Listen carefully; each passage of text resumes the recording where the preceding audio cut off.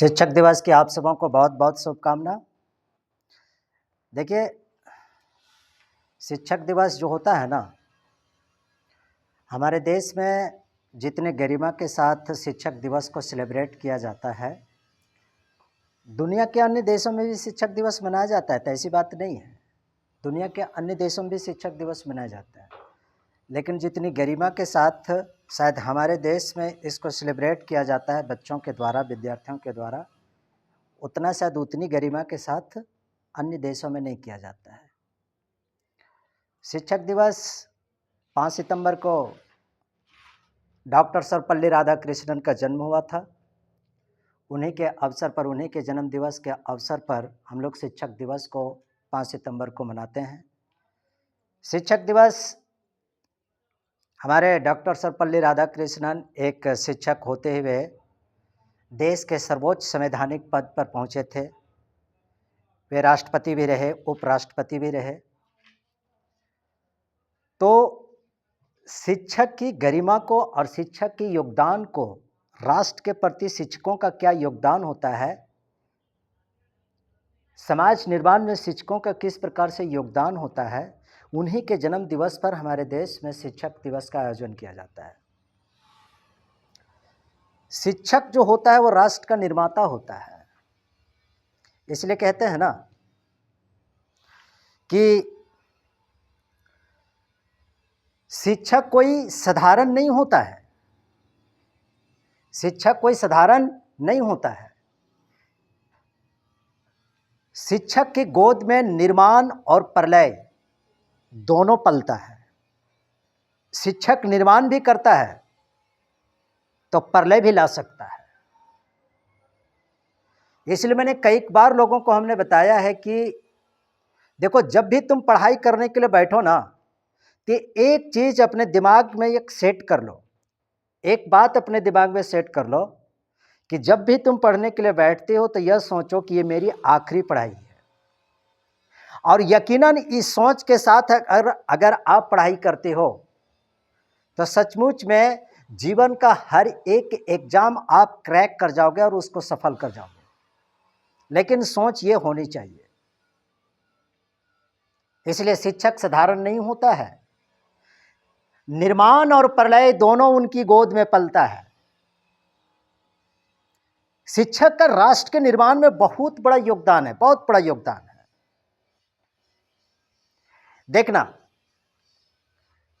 कि अगर तुम्हें 4 बजे सुबह उठ करके पढ़ने की अगर इच्छा है, आपके मन में है, तो दुनिया का सबसे अच्छा अलार्म अगर कहा जाए ना, दुनिया का सबसे अच्छा अलार्म तो मां है। सच कहता हूं, दुनिया का सबसे बेहतरीन अलार्म मां है। तुम अलार्म लगा करके सो जाओगे, फिर 4 बजे बजने लगेगा, फिर गुस्साहट बंद कर हटा जाओ, फिर सुतो, वो भी बच जाता है। माँ आपकी चाहे जितनी भी थकी हुई क्यों ना हो, खेत से काम करके आई हुई है, उसके बावजूद भी शाम को सोने के पहले, रात में सोने के पहले इस बात को आप आजमा लीजिएगा। सोने के पहले कहिए कि मम्मी आज हमको 4 बजे सुबह उठा देना, क्योंकि हमको 4 बजे हम पढ़ेंगे। यकीनन मानिए कि चाहे वो कितनी भी गहरी नींद में हो, चाहे कितनी भी थकावट में क्यों हो, वो पक्का 4 बजे आपको अगर नहीं जगा देगी ना, तो फिर क्या ना। इसलिए मैं कहता हूं ना कि दुनिया का सबसे अच्छा अलार्म कौन है जानते हो? माँ होती है। सबसे अच्छा अलार्म आजमा लेना सब कोई, समझ रहा है जी? आजमा लीजिएगा, समझ रहा है? अरे माँ ही ऐसी होती है जो मांगोगे 1 रोटी खाने के लिए तो 4 को उठा कर ले आएगी। क्या जी? मांगोगे 2 कलछुल भात तो 4 कलछुल एकदम दाब कर। अरे मेरे साथ ऐसा खुद होता है, मेरे साथ ऐसा खुद होता है। मतलब अपने बच्चों के लिए भोजन जो मां जो परोसती है ना, उसके हाथ में कम भोजन आता ही नहीं है। देखा होगा, कम भोजन आता ही नहीं है। और ज्यादा खाना या रोटी देख करके या चावल देख करके तुम कभी कभी शायद गुस्सा भी कर दिया होगा कि इतना खाते हैं, इतना परोस देती है। क्या होता है कि भी नहीं ऐसा? मतलब उसके हाथ में कम रोटी कभी आएगी ही नहीं, कभी कम रोटी नहीं आएगी। माता पिता तो बच्चे को तो जन्म तो दे देता है, बात जरूर है, लेकिन शिक्षक का काम क्या होता है? शिक्षक का काम होता है उसका निर्माण करना। शिक्षक का काम क्या होता है? उसको निर्माण करना। बेशक माँ पिता क्या होता है कि बच्चे का पहला शिक्षक होता है, पहला गुरु होता है बच्चों का, उसकी माँ और पिता उसके पहले गुरु होता है। पहले तो माँ बच्चे का प्रथम शिक्षक होता है, लेकिन बच्चों में बहुत सारे निर्माण की आवश्यकता होती है, उसकी बौद्धिकता को विस्तार करने की आवश्यकता होती है, इसीलिए शिक्षकों के पास देना पड़ता है। ऐसे भी तो ग्रंथों में, पवित्र ग्रंथों में ऐसा भी लिखा है कि शिक्षक को तो भगवान से भी ऊपर का दर्जा दिया गया है। क्या जी? भगवान से भी ऊपर का दर्जा दिया गया है। देखो, माता पिता बच्चों को जन्म देते हैं, स्कूल भेजते हैं, सिर्फ एक ही उद्देश्य के साथ कि मैं आपको अबोध बालक दे रहा हूं।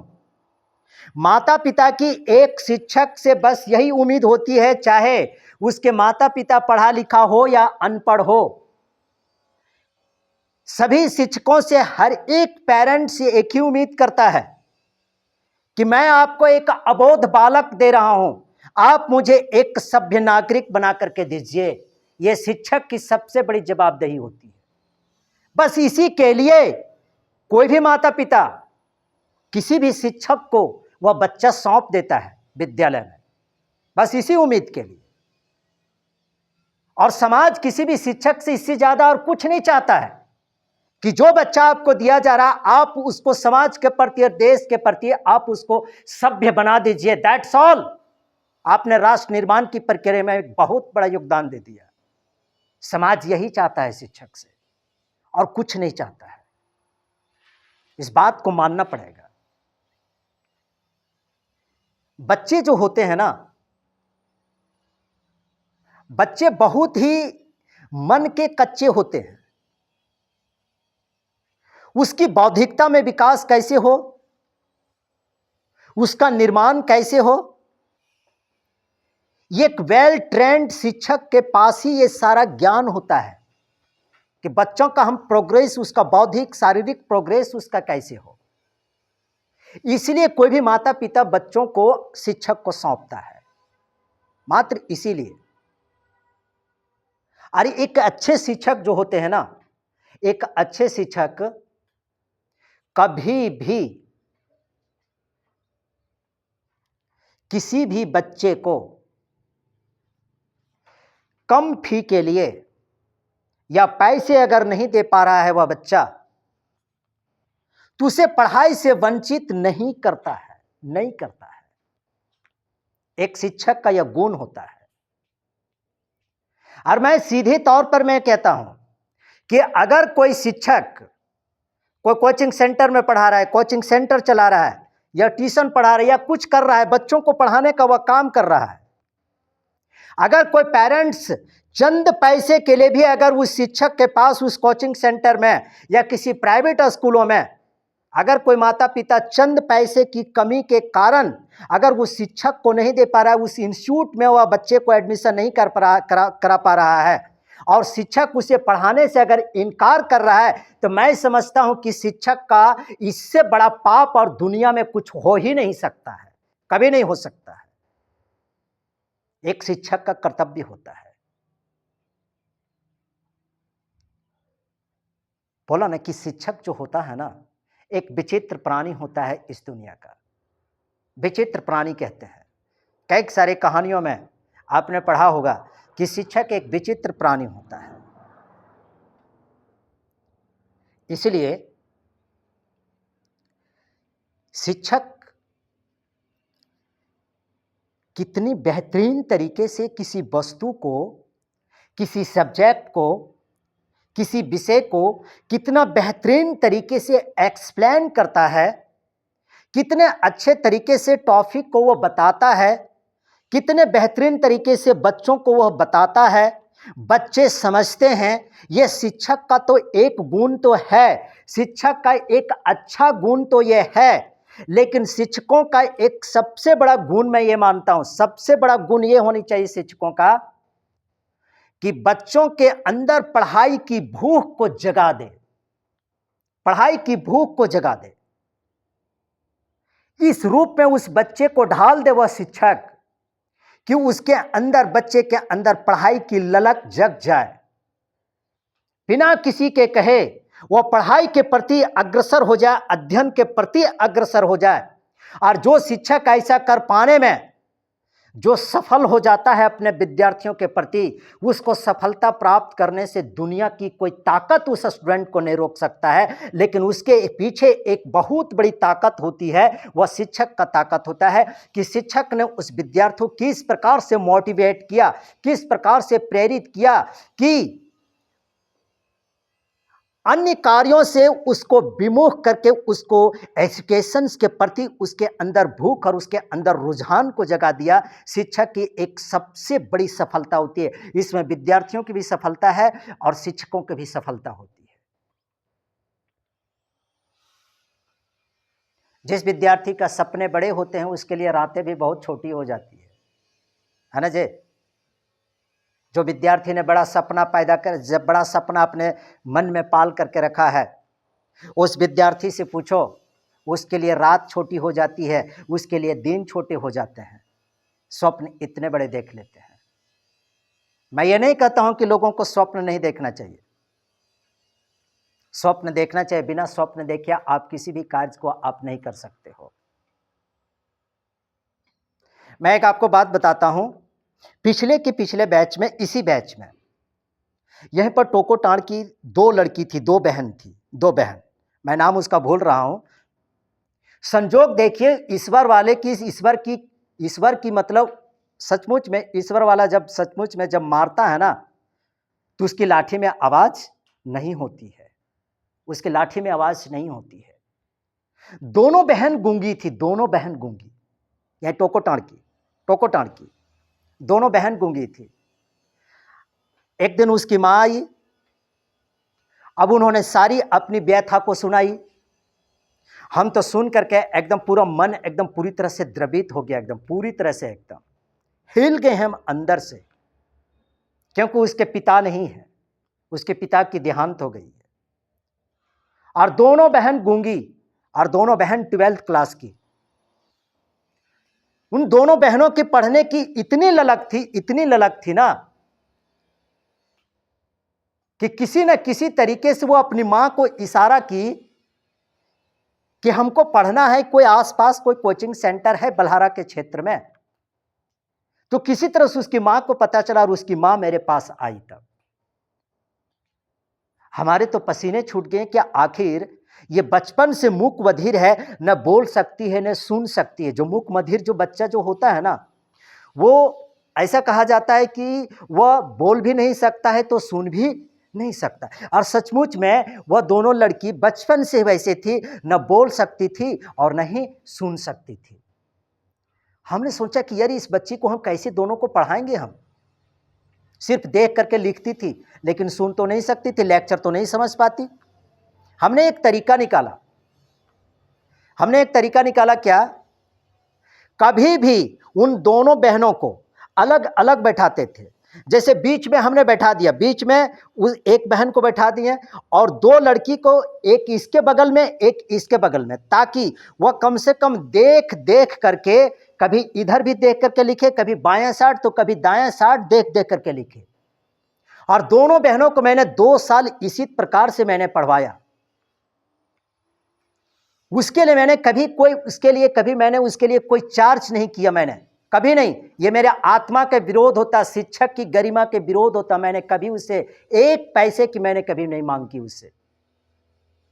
लेकिन जब उन दोनों बहन की जब फाइनल का जब रिजल्ट आया ना, दोनों बहन की, तो उस वक्त मेरा मन एकदम पूरी तरह से एकदम द्रवित हो गया। मैं उस दिन समझा कि सचमुच में मेरा जो प्रयास जो था ना उस दोनों मूक बधिर लड़की के प्रति, वह बिल्कुल सफल हो गया। 71 बहन लाई 70% इंटर फाइनल में 70% लाई और दूसरी बहन 68% लाई। मेरा उसी दिन उसका सारा फी मुझे मिल गया, समझ लो, उसी दिन मिल गया मुझे।